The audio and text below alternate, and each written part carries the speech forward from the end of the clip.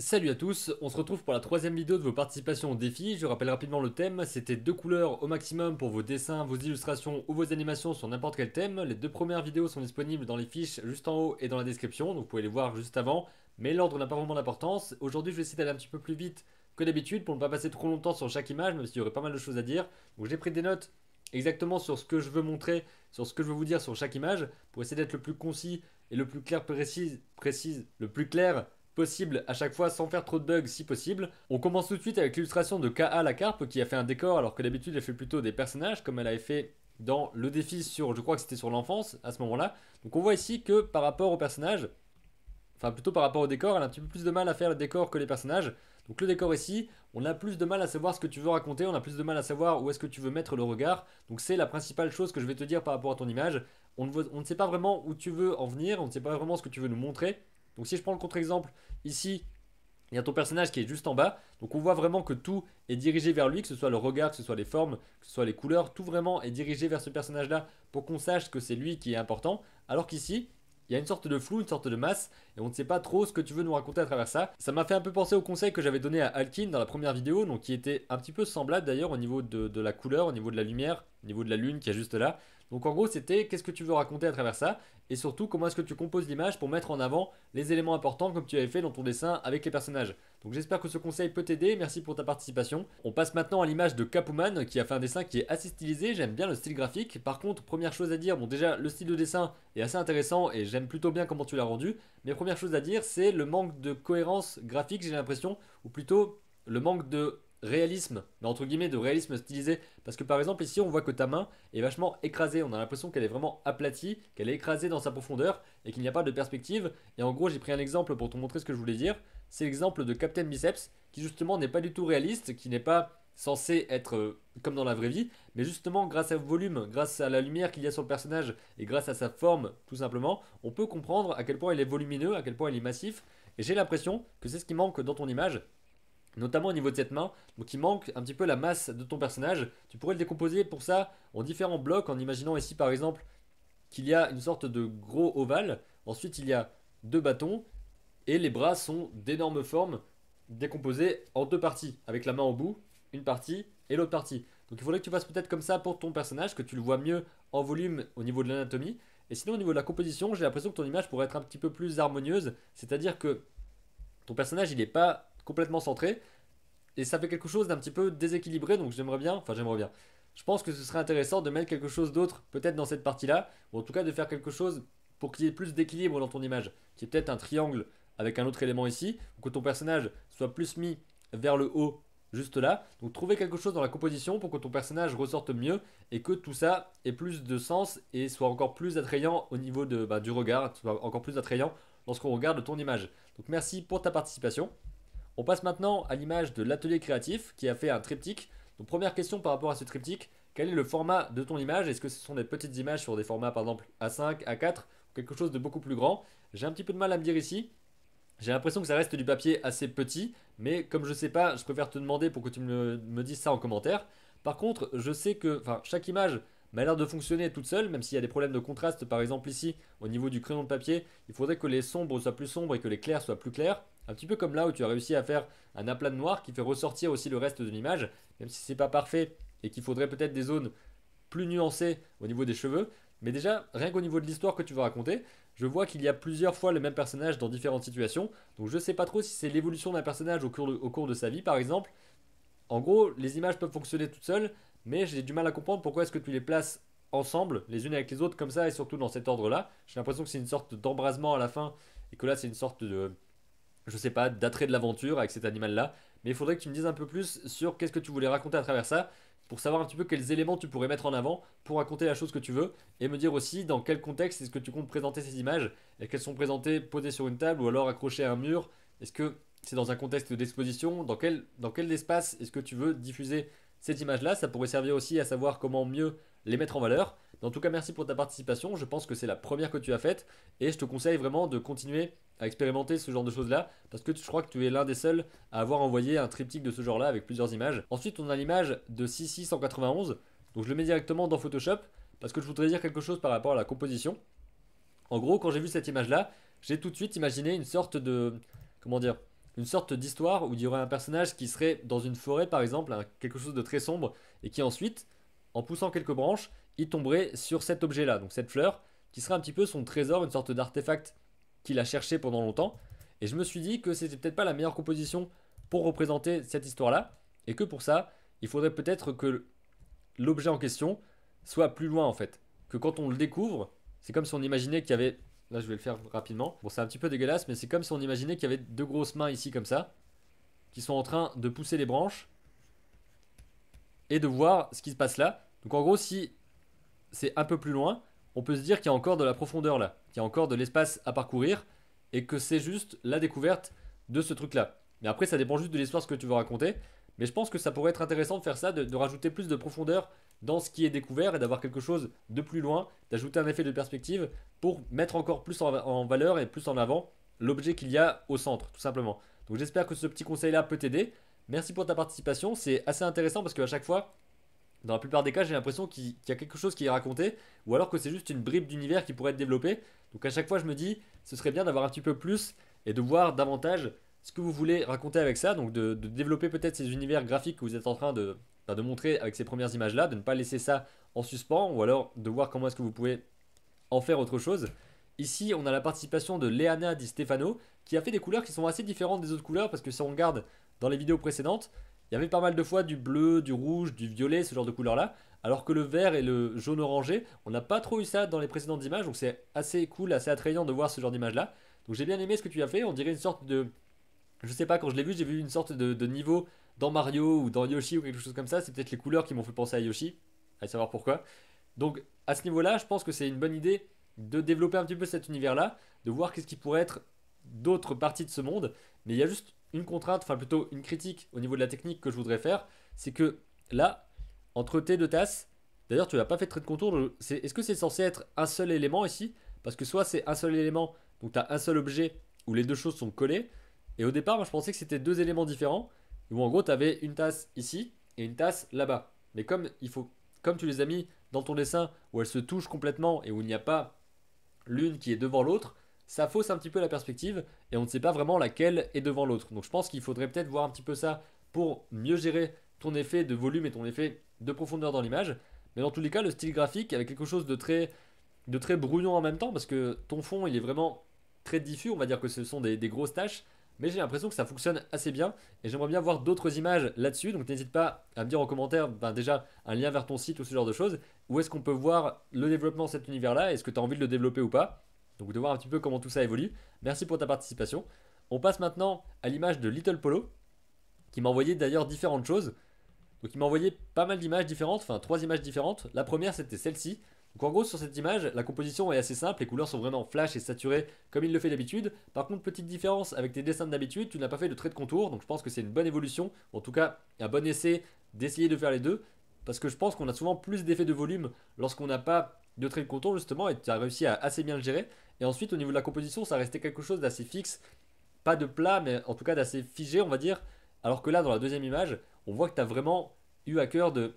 À cœur justement, ouais. Petite blague improvisée, pas fait exprès du tout. Donc justement, on voit ici que tu avais envie de faire quelque chose de plus dynamique, qu'il y ait plus de mouvement dans ton image, et ça se ressent vraiment au niveau de la sorte de spirale que tu as ici. Si je fais avec le curseur comme ça, on voit vraiment qu'il y a une sorte de tourbillon, et même ton cœur qui était ici complètement fixe, complètement debout, là avec cette légère rotation, on sent vraiment ce mouvement-là, et même les poses des personnages sont beaucoup plus intéressantes au niveau du mouvement. Donc je pense que ça fonctionne beaucoup mieux comme ça. Et c'est vraiment cool de voir un petit peu quand vous m'envoyez une composition puis une autre pour voir comment est-ce que vous avez évolué et comment est-ce que vous avez amélioré la chose, comment est-ce que vous avez trouvé une meilleure façon de faire votre dessin, de raconter votre histoire. Donc si les autres ont envie de m'envoyer un dessin, par exemple sur une autre composition, un autre essai pour raconter la même chose, ça pourrait être cool de voir comment est-ce que vous avez évolué de cette étape à la deuxième étape. Et sinon l'image que j'ai vraiment préférée dans ce que tu m'as envoyé, c'est celle-ci. Je la trouve vraiment super attrayante, super fun, super vive et colorée. Et j'ai réellement envie de voir ça peut-être dans un... Enfin je le verrais bien dans un jeu vidéo en fait, d'être ce petit personnage-là qui est en train de découvrir ce monde et comment est-ce que tout ça s'agence, parce qu'il y a vraiment un côté super fun dans les formes que tu utilises, dans les couleurs que tu as utilisées, et ça donne vraiment envie d'en voir plus. C'est vraiment super agréable à regarder, et je trouve aussi qu'au fil des participations, tu t'améliores réellement, Et c'est assez impressionnant de voir ça en fait. Donc c'est vraiment super cool de voir ce que tu produis. Et je vais continuer à aller regarder ce que tu fais parce que c'est super intéressant. Donc bravo pour ta participation et merci encore d'avoir envoyé quelque chose. On passe ensuite un petit peu au master du truc. Parce que là, à chaque fois, c'est l'outre qui envoie les images les plus impressionnantes. Donc on va commencer par celle-ci. Je crois qu'il l'avait envoyé un petit peu en bonus. Je pense que son personnage s'appelle Petit Radis, si je ne me trompe pas. Et en gros, c'est un personnage qui est récurrent sur sa page Facebook. Je sais pas s'il a un blog à côté. Je crois qu'il a un blog où il diffuse aussi des histoires là. Donc c'est un personnage qui est assez simple au niveau graphique, mais qui est super fun à regarder et on peut suivre un petit peu ses petites aventures. Donc ça, c'est un petit peu l'image bonus, mais sinon en image principale, il m'a envoyé ça. Et c'est, je pense, l'image la plus impressionnante que j'ai eue dans les participations de ce défi. Parce que ça reste assez simple finalement. Quand on le regarde, on a vraiment l'impression que c'est plutôt simple à faire. Parce que si on zoome, on voit que ce ne sont pas des traits de pinceau compliqués. C'est juste des gros coups de brosse. C'est juste que la composition, l'agencement des choses, le cadrage et les couleurs surtout sont tellement bien faites. Enfin, je sais pas vous, mais franchement, quand je vois ça, juste ce bleu là à côté de ce jaune, ça fait tellement un effet de contraste, ça donne tellement l'impression qu'il y a vraiment de la lumière, ça donne tellement cette atmosphère de chaleur et de froideur aussi. Enfin, il y a vraiment ce contraste là qui marche super bien, qui est super intéressant. Et c'est super impressionnant à chaque fois de voir tes images. Je suis à chaque fois assez inspiré par ce que tu fais. Donc, encore une fois, bravo pour tes productions. Et n'hésitez pas à aller voir son blog aussi. Je vous rappelle qu'il y aura tous les liens dans la description pour aller voir le Facebook ou le DeviantArt ou quoi que ce soit que les gens m'ont envoyé avec leurs images. Donc, chaque personne qui a participé a souvent quelque chose à montrer en plus, a plein de dessins quelque part. Et le lien est justement là pour vous montrer tout ça. Donc, on passe ensuite à l'illustration de Lucie la Sablière. Donc, première grosse. Comment dire?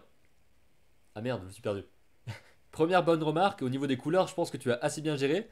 Le dégradé est plutôt cool, et quand on regarde de loin, ça fonctionne plutôt bien, donc les couleurs sont vraiment bien faites et la lumière est vraiment intéressante, donc je pense que c'est quelque chose encore d'assez différent de ce que tu avais produit dans les précédents défis, donc c'est super cool de voir l'évolution que tu as. Par contre, grosse critique au niveau de la pose de ton personnage, qui je pense est un petit peu le symptôme de plein de poses qu'on fait souvent quand on n'arrive pas trop à gérer les poses, c'est encore un petit peu mon cas, c'est que c'est soit trop mou, c'est-à-dire que les choses sont impossibles, on est complètement plié dans des positions invraisemblables, soit les choses sont beaucoup trop rigides. Et là, c'est le cas où c'est beaucoup trop rigide parce que ton personnage est en train de tomber, on le voit avec le chapeau, on le voit avec les bras, etc. Mais il reste quand même super rigide et super figé. Par exemple, là, le pied de quelqu'un qui tombe, je ne pense pas qu'il reste droit comme ça, il est presque droit complètement, quoi. Il est tout droit ici, et justement, le pied là, il reste quand même assez figé, assez rigide, alors qu'il devrait, je pense, être beaucoup plus, comment dire, beaucoup plus aspiré vers la partie où il tombe en fait. D'être beaucoup plus dans le mouvement. Donc je pense que c'est juste ça en fait que tu devrais faire plus intensément pour cette image-là, peut-être de la reprendre et de dessiner à côté, de faire des croquis pour savoir quelle serait la meilleure pose à utiliser pour ton personnage-là, pour cette pose en particulier, d'observer des vidéos, enfin des gens qui chutent, sans se faire, enfin un peu bizarre de dire ça comme ça, mais d'observer des vidéos où des gens ont ce genre de mouvement pour savoir comment est-ce que ça fonctionne. Peut-être de tester, je sais pas, tu mets un matelas par terre et tu te filmes en train de tomber pour voir comment ça fait. C'est la méthode un petit peu extrême, mais tu peux essayer de faire ça pour voir comment ça marche et surtout aussi pour ressentir le truc et savoir où se place ta jambe à tel moment, etc. À voir comment tu peux faire ça, mais en gros, il faudrait revoir la posture de ton personnage pour que ça fonctionne encore mieux. Mais en tout cas, joli travail au niveau des couleurs et de la composition. J'ai bien aimé voir ça. Donc bravo pour ta participation. Ensuite, on passe à la participation de Likan, ou Likan, je sais pas trop comment dire. Donc là, c'est une participation qui m'a posé un petit peu problème parce que, enfin, il y a beaucoup de choses à redire. Déjà, je pense que la principale chose que je vais dire, c'est que c'est beaucoup trop plat. Et c'est justement le conseil que je vais te donner parce que ton vaisseau ici, c'est censé être quelque chose d'assez, comment dire, d'assez énorme, un vaisseau. Enfin, en tout cas, j'imagine, parce que là, il est en train de voyager dans l'espace, même si on voit pas les étoiles ou quoi que ce soit. Donc le vaisseau est censé être beaucoup plus volumineux, je pense, et là il paraît vachement plat. On dirait presque que c'est quelque chose qui a été découpé et collé sur un autre décor, donc on a l'impression que c'est pas très cohérent avec le décor. Les éclats sont beaucoup trop flous et en même temps pas assez. C'est quelque chose, il faudrait peut-être observer un petit peu comment marche la lumière pour pouvoir faire les choses mieux. Mais surtout, le meilleur conseil que je peux te donner par rapport à ton vaisseau, ce serait de le modéliser en 3D. Donc tout simplement de faire, je te conseille d'aller voir le travail de David Revoy. En gros, il a travaillé sur Sintel, qui était sur d'autres choses aussi, qui était l'un des films réalisés avec Blender. Et en gros, je te conseille vraiment, tout simplement, de prendre le logiciel Blender sur ton ordinateur, tu l'as peut-être déjà, et d'aller tout simplement modéliser, en gros, modéliser ton vaisseau pour ensuite pouvoir le visualiser. Donc, je vais essayer de faire ça rapidement. Si tu prends ça comme ça, hop, tu vas faire ton petit vaisseau, en gros. Je te fais juste un exemple très rapide. tu vas faire ton vaisseau et ensuite tu vas juste le placer comme ça. Alors, voilà. Tu vas juste le placer comme ça dans ton décor et essayer de voir comment est-ce qu'il réagit et surtout au niveau de la perspective, comment est-ce que tu peux t'en sortir pour avoir une perspective qui soit cohérente et plus cohérente que ce que tu as fait ici. En gros, c'est toute l'idée qu'avait David Revoy sur certains. Je ne sais pas si je peux le retrouver ici, mais en tout cas, je mettrai un lien dans la description. Où en gros, il va sur Blender et il modélise complètement la scène qu'il veut faire, c'est-à-dire qu'il met tous les volumes principaux, il met des cylindres pour faire sa ville, il met des cubes un petit peu partout, ce qui fait qu'ensuite il fait un rendu de tout ça. Il a une perspective vraiment qui est parfaite parce que c'est une perspective qui a été faite en 3D, mais très basique. C'est pas compliqué à faire ça sur Blender. Il suffit de placer les éléments, les grosses formes géométriques les unes à côté des autres. Ensuite, tu fais ton rendu là-dessus. Et une fois que tu as fait ça, tu peux te dessiner par au-dessus. Une fois que tu as la base, tu peux te dessiner pour avoir la bonne perspective. Et à ce moment-là, tu rajoutes tous tes accessoires, tu rajoutes tous les éléments. Par exemple, ici, l'une des remarques que j'ai eues quand j'ai montré ton image, c'est que le vaisseau paraît aussi beaucoup trop neuf. C'est-à-dire qu'il n'est pas. Il n'y a pas du tout d'usure, on dirait qu'il sort directement de l'usine.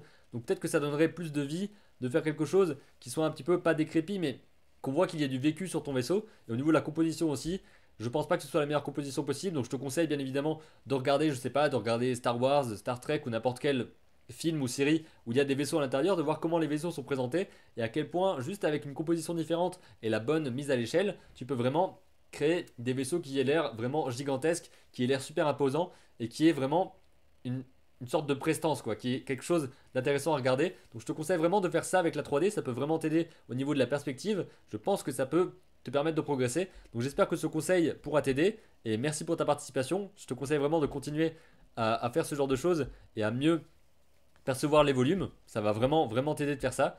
On passe ensuite à l'illustration de Malou, qui s'appelle Malou Illustratrice, je crois, sur Facebook. Et en gros, qui m'a envoyé différentes images. Donc il y a d'abord cette image-là qui est une sorte. Bon, je vais vous montrer d'abord l'image en entier. Donc l'image en entier, elle ressemble à ça. Ensuite, il y a un gros plan et un plan comme ça. Donc déjà, la première chose, c'est que je préfère cette image-là en fait. Je trouve qu'elle fonctionne mieux que celle-ci. Parce que celle-ci, la forme est super intéressante. Cette forme de vague, il y a vraiment un truc qui fonctionne bien. Mais je sais pas, j'ai l'impression qu'il y a trop de blanc, qu'il y a trop de blanc et trop d'éclat du côté. Et que ça fonctionne mieux comme ça. Et sinon, j'avais pas trop fait la remarque aussi. Mais apparemment, enfin quand j'ai montré ton image, on m'a dit qu'il y a peut-être un problème d'anatomie au niveau du visage, que en fait on pourrait pas vraiment tourner sa tête autant dans cette position, ou alors qu'on se ferait un peu mal. Enfin, il y a quelque chose peut-être à revoir juste dans la rotation du visage. Au niveau des couleurs, tu as vraiment bien géré parce qu'il y a réellement cette division presque directement de la diagonale avec une partie bleue et une partie orange qui fonctionne à mon avis vraiment très bien. Et on voit que tu as réussi à bien mettre de la texture en fait avec tes crayons de couleur. Donc c'est vraiment super cool, je crois que c'est fait à la main j'imagine. Et je viens de me rappeler aussi que tu m'avais envoyé toutes tes petites notes, donc en fait si on voit bien que tu l'as fait sur papier, Staedtler contour, feutre alcool, 24-32, ok, donc c'est bien sur papier. Je m'étais bien dit ça parce qu'en fait quand vous m'envoyez des explications, j'essaye de pas trop les regarder pour pouvoir déjà interpréter l'image, l'histoire et comment est-ce qu'elle est faite, et ensuite de regarder comment est-ce que vous avez fait ça. Donc ben ça je pourrais le mettre peut-être en description pour que vous puissiez voir un petit peu ce qu'elle a dit sur son image. Et je t'invite aussi évidemment à en parler dans les commentaires, à dire ce que tu voulais expliquer à travers ça. Mais je pense que l'histoire est assez limpide déjà. Enfin, il y a vraiment quelque chose qui se passe au niveau de l'émotion, j'ai l'impression, dans ton image. Donc félicitations pour ce que tu as fait, c'est vraiment super cool. Et je vous invite tous à aller voir ce qu'elle dégage. Heureusement que c'est pas des mails importants qui débarquent comme ça, genre t'es viré. Ah merde. On passe maintenant à l'image de Matteo Tiedra, qui est une image super simple, mais qui fonctionne assez bien selon moi. Donc c'est quelque chose qui est vraiment super simplifié au niveau du trait, au niveau des couleurs. Mais je trouve que ça fonctionne plutôt bien, je l'imagine bien en animation, peut-être une sorte de petit gag, ou alors il y a un univers un petit peu bizarre, parce que ce personnage est quand même un petit peu bizarre. Tu vois que tu peux rester vraiment très simple, avoir des personnages qui n'ont pas besoin d'avoir des complexités folles, mais juste avec une image très simple, avec des couleurs assez simples et bien dosées, tu peux réussir à avoir une image qui fonctionne bien et que tu puisses explorer comme ça tes différents personnages, tes différents univers et continuer à concevoir tout ça. Donc c'est vraiment cool. Ensuite on passe au dessin de Matteo Dessine. Au départ je l'avais pas vu mais il y a le personnage de... Comment il s'appelle encore Merde. Ah putain. Kylo Ren derrière, c'est lui, Kylo Ren. Donc ici on voit que tu as voulu dessiner BB-8 dans Star Wars 7 et c'est quelque chose qui reste... Enfin le premier conseil que je dirais c'est que ça reste vraiment très très plat alors que justement le personnage il est pas du tout plat et c'est vraiment tout l'intérêt du truc. C'est que c'est simplement une boule, enfin une sphère avec une demi-sphère au-dessus et que tout ça se déplace. Donc dans ton dessin il faudrait qu'on ressente vraiment cet aspect là finalement, cet aspect 3 dimensions qui est totalement absent dans ton dessin. C'est pas grave, je pense que c'est peut-être l'un des premiers que tu fais comme ça, mais je te conseillerais un petit peu la même chose qu'à Lican tout à l'heure, c'est-à-dire d'aller soit sur Blender et d'aller construire BB-8, c'est-à-dire de placer la demi-sphère juste en dessous de enfin juste au-dessus de la grosse sphère et de la faire tourner un petit peu pour voir comment les différentes choses s'agencent quand tu tournes en perspective. Donc vraiment l'exercice que je te conseillerais de faire pour ce dessin-là, c'est d'imaginer, soit de le mettre sur Blender et de le faire en 3D, soit de vraiment imaginer à quel point le personnage est juste deux volumes ensemble qui vont se déplacer et de l'imaginer en train de tourner, donc de le voir dans différents sens, de face, de profil, de trois quarts, de le voir par au-dessus, par en dessous, etc. Et de dessiner ça dans différentes positions. Ça te permettrait, je pense, de mieux comprendre le volume. Et justement, ça va être super intéressant si tu es intéressé par faire ce genre de dessin, de machine, ce genre de dessin de robot, ce genre de choses. Il faut réussir à les percevoir en trois dimensions, c'est-à-dire de les avoir si clairement dans ta tête que tu peux les tourner dans tous les sens et pouvoir dessiner les choses. Évidemment, tu peux avoir des références. Je pense que tu as eu la référence de la photo du film pour faire ça. Et c'est vraiment bien. Il faudrait que tu regardes peut-être d'autres plans du film pour voir dans différentes poses ou différents cadrages à quoi le personnage ressemble pour pouvoir le faire de la meilleure façon possible. Mais en tout cas, merci pour ta participation et vraiment entraîne-toi au niveau de la perspective. C'est vraiment ça qui va te permettre de progresser et de faire des dessins qui seront mieux faits la prochaine fois. Et sinon, au niveau des couleurs, j'ai pas grand chose à dire. Tu es resté assez simple. On voit juste que tu as peut-être eu un peu de mal à appliquer tes couleurs correctement. On voit qu'il y a beaucoup de traces. Mais ça, forcément, ça va venir avec le temps. Donc, merci pour ta participation et entraîne-toi beaucoup à la perspective et à la mise en couleur de tes dessins pour avoir des images qui sont plus intéressantes encore à regarder. Donc, merci pour ta participation. Je l'ai déjà dit 3 fois. Et on passe à la dernière participation de cette vidéo avant de passer à la suivante. Et c'est celle de Maurice le Malpeigné qui a une image qui est vraiment bien faite, mais qui est assez dérangeante en même temps. Enfin, ce corps éclaté, ça me fait un effet un peu bizarre. Donc déjà quand je l'ai montré, il y en a certains qui ont pensé que c'était fait sur ordinateur, alors que non, parce qu'il m'a envoyé une image enfin plutôt une vidéo de comment est-ce qu'il avait fait tout ça. Je vous mets un petit extrait ici. Et en gros dans la vidéo, on voit vraiment que c'est une peinture sur un assez grand format et qui est juste assez bien faite pour qu'on ait l'impression que c'est pas fait en peinture. En fait, les aplats sont vraiment super cool. Merde, qu'est-ce que j'ai fait? Les couleurs, les dégradés, tout est vraiment bien géré et je vous invite à aller voir la vidéo sur le sujet parce que c'est vraiment super intéressant de voir comment est-ce qu'il a fait du début à la fin.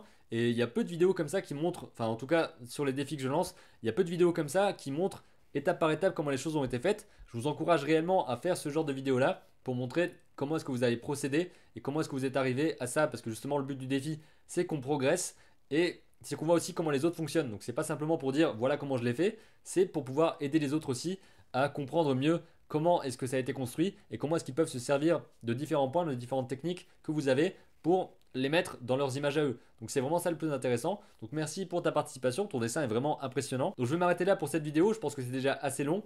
On se retrouvera dans la 4e partie.